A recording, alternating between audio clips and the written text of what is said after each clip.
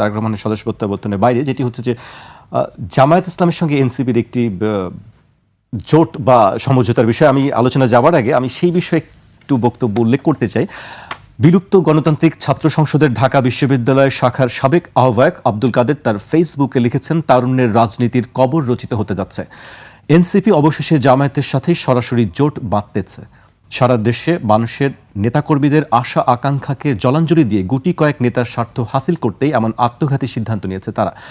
সবকিছু ঠিকঠাক থাকলে আগামীকাল এই জোটের ঘোষণা আসতে পারে, আর এরই মধ্যে দিয়ে কার্যত এনসিপি জামায়াতের গর্ভে বিলীন হয়ে যাবে। আব্দুল কাদের আরও লেখেন, জামায়াতের থেকে এনসিপি চেয়েছিল 50 আসন, দর কষাকষির সর্বশেষ পর্যায়ে সেটা 30 আসনে গিয়ে চূড়ান্ত হয়েছে। জোটের শর্ত অনুযায়ী এনসিপি বাকি 270 আসনে কোনো প্রার্থী দিতে পারবে না, সেগুলোতে জামায়াতকে সহযোগিতা করবে এনসিপি। তো সবাই এটাকে কিভাবে দেখছেন, জামায়াতের সঙ্গে এনসিপির বা তার যে বক্তব্যটা, তিনি বলছেন যে আসলে কবর রচিত হতে যাচ্ছে, জলাঞ্জলি দিতে যাচ্ছে, এ বিষয়ে আপনার বক্তব্য জানতে চাই।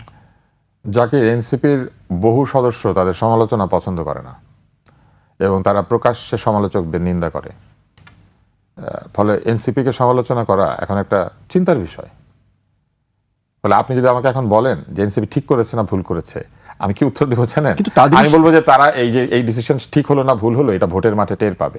এইবার আসেন আমি বাকি প্রশ্নের উত্তরটা দিই।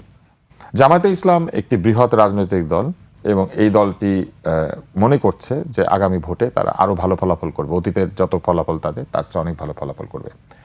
এই দলের সঙ্গে 30টি আসন ভাগাভাগি করতে গিয়ে এনসিপি যেটি করলো, তারা বাংলাদেশের 270টি আসনে নিজেদের ভোটারদের কাছে নিজেদেরকে অনুপস্থিত করে দিল এবং তারা এখন গিয়ে জামাতের প্রার্থীর পক্ষে ভোট চাইবেন। ফলে এনসিপি দল হিসেবে একদম শুরুতেই নিজের দলকে একটি বনসাইতে পরিণত করার দিকে এগিয়ে গেল।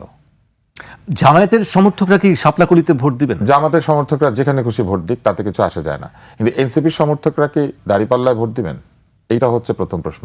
তরুণরা কি পুরনো রাজনীতি বাতিল করে নতুন বন্দোবস্ত, নতুন রাজনীতির স্লোগান দিয়ে শেষ পর্যন্ত 1947-এর 48-এর 45-এর 44-এর রাজনীতির যে দল, সেই দলের সঙ্গে এখন ভোটাভুটি করবেন, সেই দলের পক্ষে ভোট দিবেন? ভালো না? বেশ দারুণ না এটা? আপনি হিসাব করেন কোন দলের জন্ম কত তারিখে কত সালে, তাহলে তরুণরা এই সিদ্ধান্তটা নিল যে পুরনো রাজনীতি বাতিল তো নয়, বরং প্রাগৈতিহাসিক কালে জন্মেছে যে দল, সেই দলগুলির একটি দলের সঙ্গে তারা যুক্ত হলো। তাহলে এই তরুণরা কি আসলেই নতুন রাজনীতি ফেরত আনছেন? এটা তো একটা বিরাট প্রশ্ন। আমি যদি ভোট দিতে যাই, কখনো ঘটে না, কোথাও হয় না, আমি ভোট দিব আসলে প্রার্থী দেখে। তখন এনসিপির প্রার্থীর জন্য একটা অ্যাডেড অ্যাডভান্টেজ কি ছিল, যে তারা নতুন রাজনীতি, নতুন বন্দোবস্ত, নতুন চিন্তা, এই কথাগুলি তারা বলছেন। তাদেরকে ভোট দেওয়ার আরেকটা সুবিধা কি ছিল, যে তারা অনেক সময় সামনে নিয়ে এসেছেন। অর্থাৎ এই প্রার্থীকে এইবার ভোট দিয়ে জেতাতে না পারলেও পরের বার ভোট দিয়ে জেতানো যাবে, তারপরের বার ভোট দিয়ে জেতানো যাবে। এনসিপি তো 270টা আসনে তাদের প্রার্থীকে পরিচয় করিয়ে দিলেন না। তার মানে এখন থেকে আরো 5 বছর পরে গিয়ে এনসিপির ওই 270 আসনের প্রার্থীকে আমাদের চিনতে হবে। তার মানে এনসিপির রাজনীতি শুরু হবে আরো 5 বছর পরে।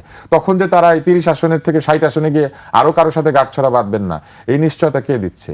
যাদের উপরে বাংলাদেশ তাদের দায়িত্ব, যাদের ছোট্ট কাঁধে বড় দায়িত্ব চাপিয়ে দিতে চেয়েছিল, তারা কি করলেন? অন্যের একটা পুরনো কাঁধে সবার হলেন।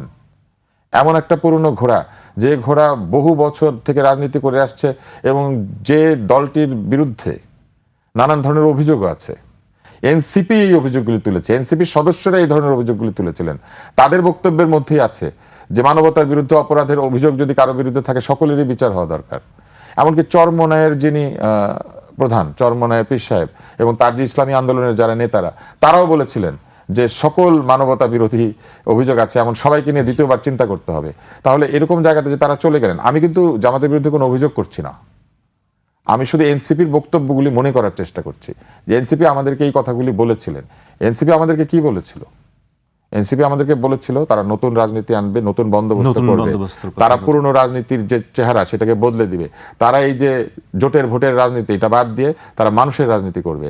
তারা কি বলেছিল? তারা বলেছিল যে তাদের যে বিপ্লবী ভূমিকা, সেই বিপ্লবী ভূমিকায় তারা ক্ষমতার আসন কিংবা সংসদের জন্য লালায়িত না, তারা বাংলাদেশে একটা নতুন রাজনীতির সূচনা করতে চায়, যে রাজনীতি বাংলাদেশকে ইতিবাচক পথে নিয়ে যাবে। এটা কি সেই ইতিবাচকতা? এটা আমার একটা প্রশ্ন। আমি কোনোভাবে এনসিপির সমালোচনা করতে চাই না। আমি আশা করি তারা যে 30টা আসন নিয়েছেন বা 50টা নেন, 100টা নেন, সবগুলি আসনে তারা জিতুক। আমি এই প্রত্যাশা করি। আমি এটাও প্রত্যাশা করি যে জয়ের পরে তারা বাংলাদেশকে ভালো করার লক্ষ্যে এগিয়ে যাক, কিন্তু এটা খুবই দুঃখজনক যে সবসময় আমাদের কাছে আসলে চাওয়া তরুণরাই যেন সঠিক পথে থাকে, সঠিক সিদ্ধান্ত আমি তো বলি না তারা বেঠিক পথে আছে, আমি এনসিপি বেঠিক পথে আছে আমি বলছি না, জামাত যে ভুল সিদ্ধান্ত নিয়েছে আমি সেটাও বলছি না। আমার শুধু ওই জায়গাটাতে প্রশ্ন যে তাহলে এত এত কথা এই যে আমরা শুনলাম বক্তৃতায়, এগুলো কি সত্য ছিল? এইবার আমি শরীফ ওসমান হাদির প্রসঙ্গে আসতে চাই। শরীফ ওসমান হাদি যতগুলি বক্তৃতা দিয়েছে আপনি দেখবেন সেখানে সে কি বলেছিল? হকের কথা বলেছিল, সত্যের কথা বলেছিল, ইনসাফের কথা বলেছিল। সে একটা অসাধারণ কথা বলেছিল। সে বলেছিল আমি জিতবো না জানি, 500 ভোট পাইলে পাইতে পারি, বলেছিল না? তারপরে সে কি বলেছিল? বলেছিল তবু আমি ঠিক কাজটা করার জন্য দাঁড়িয়েছি, হেরে গেলে হেরে যাব কিন্তু আমি তো দাঁড়িয়েছি, আমি গণতন্ত্রের চাই, আমি গণতন্ত্র চাই, এটা সে বলেছিল। এটাও বলেছিল যদি জিতি তাহলে একা বাকি 299 জনকে দৌড়ের উপরে রাখবো। তো এনসিপি এটা পারলো না। 30 জনের জিতার দরকার আছে, একজন জিততো, একজন জিতে বলতো যে একা 299 জনকে দৌড়ের উপরে রাখবো। আদর্শ মুখে বলা খুব সোজা রে ভাই, পালন করা খুব কঠিন। সবাই যে কথাটা আমি বলতে যাচ্ছিলাম, যেটি নিয়ে বলছিলাম যে সঠিক পথে থাকুক, আমি সেইটি উল্লেখ করতে চাই। সম্প্রতি গুলশানের এক ব্যবসায়ীর কাছে জুলাই আন্দোলনের মামলার ভয় দেখিয়ে প্রায় 2.5 কোটি টাকা হাতিয়ে নেয় এক সংঘবদ্ধ প্রতারক চক্র। এই চক্রের মূল নেতৃত্ব ছিল সামাজিক যোগাযোগ মাধ্যমে পরিচিত ভাইরাল জুলাই যোদ্ধা তাহরিমা। পুলিশের তদন্তে জানা গেছে চক্রটি ইতিমধ্যে প্রায় 50 কোটি টাকা ব্ল্যাকমেইলিং ও চাঁদাবাজির মাধ্যমে বিভিন্ন ভুক্তভোগীর কাছ থেকে হাতিয়ে নিয়েছে। গ্রেফতার তাহরিমা জান্নাত সুরভি নিজেকে 24-এর গণঅভ্যুত্থানের অংশগ্রহণকারী সমন্বয়ক হিসেবে পরিচয় দিতেন। শেষ করব, আপনি যদি বিষয়ে কিছু বলতে চান।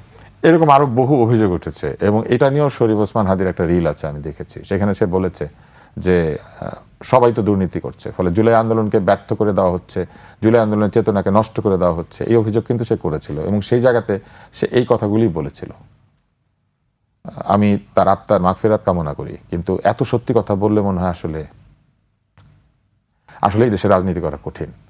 ফলে আমি শুধু এতটুকুই বলবো যে আমরা এই জিনিসগুলো দেখতে চাই নাই, কোনোভাবেই আমরা দেখতে চাই নাই।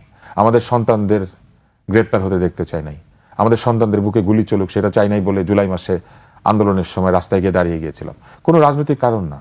আমাদের সন্তানরা গুলিবিদ্ধ হবে রাষ্ট্রের পয়সায়, এটা আমরা চাই নাই। আমরা চেয়েছিলাম পিতার অবস্থান থেকে সন্তানের সঙ্গে আমরা আলোচনা করতে পারি, আমরা গুলি চালাতে পারি না, কিন্তু আমরা রাজপথে নেমে গিয়েছিলাম এই রক্তপাতের বিরুদ্ধে, আমরা রাজপথে দাঁড়িয়ে গিয়েছিলাম দুর্নীতির বিরুদ্ধে, আমরা রাজপথে দাঁড়িয়ে গিয়েছিলাম কথা বলার স্বাধীনতা ফিরে পাওয়ার জন্য, আমরা রাজপথে দাঁড়িয়ে গিয়েছিলাম একটা নিরাপদ বাংলাদেশের জন্য, আমরা রাজপথে দাঁড়িয়ে গিয়েছিলাম আমাদের সমস্ত কষ্টার্জিত পয়সা ব্যাংকে আছে, লুট হয়ে গিয়েছে, এই লুট বন্ধ করার জন্য।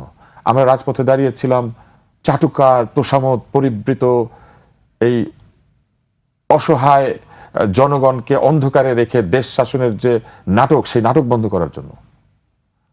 আমরা ঘুরে ফিরে আবারও যখন এইটাই দেখি যে জুলাই আন্দোলনের নাম দিয়ে তাহরিমা নামক কেউ চাঁদাবাজি করেছে, আমরা যখন দেখি কেউ থানায় গিয়ে মুচলেকা দিয়ে চাঁদাবাজদেরকে উদ্ধার করে নিয়ে এসেছে, আমরা যখন দেখি মবকে লেজিটিমাইজ করার চেষ্টা করা হয়েছে, এবং আমরা যখন দেখি গণমাধ্যমের উপরে যারা স্বাধীনভাবে কথা বলতে চান তাদের উপরে নানান ধরনের রাইটফিট, এটা কন্ট্রাক্টররা হিসাব করবে, কিন্তু আপনি দেখবেন যে আমাদের এটা আছে আমাদের সমাজে। তো এরকম একটা দেশে তিনি ফিরেছেন যেখানে আমাদের অনেক দুর্বলতা আছে, আমাদের জাতিগতভাবে দুর্বলতা আছে, আমাদের শিক্ষার সমস্যা আছে, আমাদের মানসিকতার সমস্যা আছে, আমাদের সহনশীলতার যে সংস্কৃতি সেখানে সমস্যা আছে, এখানে যুক্তিবোধ তৈরি হয় নাই, এখানে নেতার ব্যক্তিগত বিষয়াবলী বেশি প্রাধান্য পায় তার কাজের চাইতে। উনি ৭১-এর শহীদদেরকে স্মরণ করেছেন, ২৪-এর শহীদদেরকে স্মরণ করেছেন, পাশাপাশি গণ আন্দোলনে যত মানুষ বিভিন্ন সময় শহীদ হয়েছেন, বিশেষ করে ৯০-এর গণ অভ্যুত্থান যেখানে তার মা নেতৃত্বে ছিলেন, সেই অভ্যুত্থানের শহীদদেরও আরেকটু স্মরণ করলে আমরা অনেকে খুশি হতাম, এই কারণে যে সেই সময় আমি তরুণ, এখন যারা জেনজি, আমার তখন সেই বয়স, আমি রাস্তায় ছিলাম এবং এই গত জুলাই মাসেও আমি রাস্তায় ছিলাম। সবকিছু মিলে আমি খুশি, বক্তৃতাটা খুবই চমৎকার, আমার ভালো লেগেছে। এই বক্তৃতার একটা জায়গা আছে যেখানে উনি মার্টিন লুথার কিং এর আই হ্যাভ এ ড্রিম, সেই বিখ্যাত বক্তৃতার একটা সম্পর্ক টেনে বলেছেন যে আই হ্যাভ এ প্ল্যান। তো তার মানে ড্রিমটা তিনি আগেই দেখেছেন, কেননা প্রথমে নেতা ড্রিম করেন, তিনি স্বপ্ন দেখেন, তারপরে সেই স্বপ্নকে ঘিরে পরিকল্পনা করেন, তারপরে সবাইকে সাথে নিয়ে বা যত মানুষকে পাওয়া যায় সকলকে সাথে নিয়ে সেই পরিকল্পনা বাস্তবায়ন করেন, তারপরে সেই বাস্তবায়নের পরে সেই বাস্তবায়িত পরিকল্পনা মানুষের জীবনে কতটুকু পরিবর্তন আনলো কি আনলো না, সেই ইম্প্যাক্ট অ্যাসেসমেন্ট বা ইভ্যালুয়েশন করেন এবং তারপরে সেখানকার ভুল ত্রুটি থেকে শিক্ষা নিয়ে সেই প্ল্যানকে আরো নিশ্ছিদ্র করে আবার ভুলগুলি দূর করেন। ফলে আমার ধারণা যে স্বপ্নের ব্যাপারটি তিনি যেহেতু দীর্ঘ সময় বিদেশে ছিলেন, এই সময়টাতে তিনি দেখেছেন এবং তারপর পরিকল্পনাটাও করেছেন। এখন এই পরিকল্পনায় সবাইকে সাথে পেতে গেলে তার প্রাথমিক যে দায়িত্বটি পালন করতে হবে সেটি হচ্ছে দলকে নির্বাচনে বিজয়ী করে নিয়ে আসতে হবে এবং এটাই তার সামনে এই মুহূর্তে সবচেয়ে কাছের চ্যালেঞ্জ। একদিকে তার মা অসুস্থতার মধ্যে আছেন, তিনি সুস্থ হয়ে উঠুন সকলেই চায়, কিন্তু এই অসুস্থতার মধ্যেও তাকে একদিকে যেমন মায়ের যত্নের দিকে মনোযোগ দিতে হবে, আরেকদিকে দেশের যত্নে মনোযোগ দিতে হবে, দলের যত্নে মনোযোগ দিতে হবে। দল বিভিন্ন জায়গাতে একই রকম আচরণ করে নাই, উনি সেটা তার অতীতের যে এই গত এক বছরের যে কর্মকাণ্ড তার মধ্যে কিন্তু তিনি সেটা করেছেন। কাউকে বহিষ্কার করেছেন, কাউকে সদস্যপদ স্থগিত করেছেন, কাউকে শাস্তির জন্য নির্দেশ দিয়েছেন। তো এই কাজগুলি তিনি যেহেতু করে এসেছেন, তিনি জানেন যে দল কি অবস্থায় আছে। ফলে এটা তার একটা চ্যালেঞ্জ যে দলকে পুরোপুরি গুছিয়ে নিয়ে নির্বাচনের যে লড়াই, সেই লড়াইতে ঝাঁপিয়ে পড়তে হবে এবং সেখানে দলকে বিজয়ী করে আনতে হবে। দল বিজয়ী হয়ে আসার পরে তিনি এই প্ল্যান বাস্তবায়ন করার জন্য যথেষ্ট ক্ষমতা এবং সুযোগ দুটোই পাবেন। কোনো কারণে যদি দল বিজয়ী নাও হয়, তারপরেও তার বিরাট দায়িত্ব আছে। দল বিজয়ী না হলেও কিন্তু তার মানে বিরোধী দলে থাকবে এবং যদি বিরোধী দলে থাকে তাহলে সেক্ষেত্রেও তার বিরাট দায়িত্ব রয়েছে। ফলে তিনি একটা গুরু দায়িত্ব মাথায় নিয়ে দেশে ফিরেছেন। জি, আপনি বলছিলেন যে তার বক্তব্যটি খুবই গোছালো এবং কনস্ট্রাকটিভ একটি বক্তব্য, সেটি আসলে আমরা সবাই দেখেছি। বক্তব্যের যে বিষয়টি আমার কাছে আরেকটি বিষয় খুব লেগেছে, যেটি হচ্ছে নিরাপদ বাংলাদেশের কথা তিনি বলেছেন, যে জায়গাটি তিনি জোর দিয়েছেন প্রত্যাশিত বাংলাদেশের কথা বলেছেন। নিরাপত্তা ইস্যুটা তার কাছেও আসলে গুরুত্বপূর্ণ বিষয়। নিরাপদ বাংলাদেশের বিষয়টি তিনি বলেছেন, এটা আসলে মানুষের চাহিদা। তার নিরাপত্তা তো রাষ্ট্র দেবে এবং তার নিজের সেই সক্ষমতা আছে, দলের সক্ষমতা আছে। মানুষের জন্য নিরাপত্তা চেয়েছেন, এটা আসলে মানুষের ভাষা। এটা আমার ভালো লেগেছে এই জন্য যে মানুষ কি চায় এটা তিনি বোঝার চেষ্টা করেছেন। একটা স্বাভাবিক জীবনে তিনি ছিলেন, যে জীবনটা বাংলাদেশে আসার পর অস্বাভাবিক হয়ে যাওয়ার সম্ভাবনা আছে। এই জায়গাতে তার প্রতি আমার ছোট হলো একটা পরামর্শ থাকবে, সেটি হচ্ছে যে এই স্বাভাবিক জীবন যেন কেউ বিঘ্নিত করতে না পারে।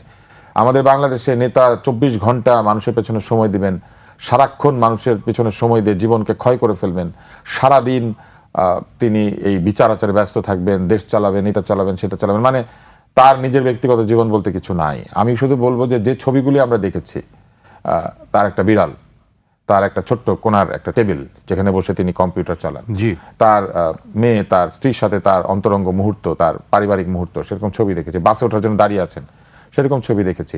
সব যদি সম্ভব নাও হয়, আমি বলবো তিনি যেন কোনোভাবেই বাংলাদেশের রাজনৈতিক সংস্কৃতিতে আরেকবার পা না দেন, বরং যে পরিবর্তনের কথা তিনি বলেছেন এবং যে পরিবর্তন তিনি সূচনা করতে চেয়েছেন, সেই পরিবর্তনের একটা অংশ হোক সকল রাজনীতিবিদ, সকল মানুষ যেন তার পরিবারকে অল্প সময় যতটুকু সে দিতে পারে দিক এবং একটা স্বাভাবিক জীবনের মধ্যে থাকুক। এই অস্বাভাবিক জীবন কি করে জানেন? সিদ্ধান্ত গ্রহণে বাধা দেয়, সিদ্ধান্তগুলি এরপরে ভুল হতে থাকে, সঠিক হয় না। কারণ এত চাপের মধ্যে নিদ্রাহীন, আহারহীন, মানে একটা এমন অবস্থা, এই লোক আসছে, এই লোক যাচ্ছে, এই রাজনৈতিক সংস্কৃতি থেকে যেন দল এবং রাজনীতিবিদরা বেরিয়ে আসতে পারেন, এটা আমি তার কাছে একটা অনুরোধ করব। তাহলে আজকে তিনি যেই শান্ত সৌম্য মূর্তিতে যে বক্তৃতা দিয়েছেন, এই বক্তৃতা তিনি দিতে পারবেন না, কারণ তাকে এমনভাবে লোকজন বিরক্ত করবে, এমনভাবে তেল নিয়ে এসে হাজির হবে, মানে আক্ষরিক তেল না, আপনি বুঝতেই পারছেন, তোষামতকারীরা এমনভাবে এসে হাজির হবে যে তাকে স্বাভাবিক দায়িত্বগুলি পালন করতে দেবে না। বাংলাদেশের মানুষের একটা বিরাট সমস্যা। আমি আশা করব এইটাকে তিনি বন্ধ করতে পারবেন। এখন আপনি যেটা বলছিলেন যে নিরাপত্তা, উনি যেই স্বাভাবিক জীবনের মধ্যে ছিলেন বলে বাংলাদেশের মানুষের নিরাপত্তার অভাবটা তিনি বুঝতে পেরেছেন। বাংলাদেশের মানুষ সন্ধ্যা হলে পরে বাড়ির বাইরে যেতে ভয় পাচ্ছে, একটা দামি কিছু হাতে থাকলে সেটা নিয়ে কোথাও যেতে গেলে ভয় পাচ্ছে। বাংলাদেশের মানুষ একা কোথাও দাঁড়িয়ে থাকতে পারছে না, সাথে দু একজনকে নিয়ে দাঁড়াতে হচ্ছে। এবং আমাদের ফেসবুক, ইউটিউব, আপনি সবখানে দেখবেন সন্ত্রাসের যে ভয়াবহ চিত্র।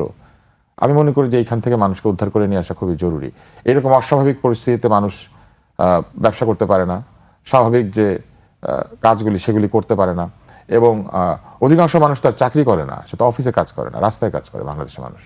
ফলে রাস্তা যদি নিরাপদ না হয়, বাড়ির বাইরের অংশটা যদি নিরাপদ না হয়, তাহলে মানুষের আয় ব্যয় সব কিছু ক্ষতিগ্রস্ত হয়।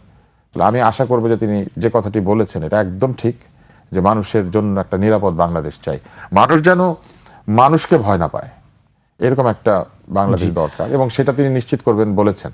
এটা খুবই আশাব্যঞ্জক। জি, আরেকটি বিষয় আমি উল্লেখ করতে চাই, যেটি না করলেই নয়। আপনিও নিশ্চয়ই শুনেছেন তার বক্তব্য, আমিও শুনছিলাম যখন তিনি বলছিলেন যে বাংলাদেশের মানুষ কথা বলার অধিকার ফিরে পেতে চায়।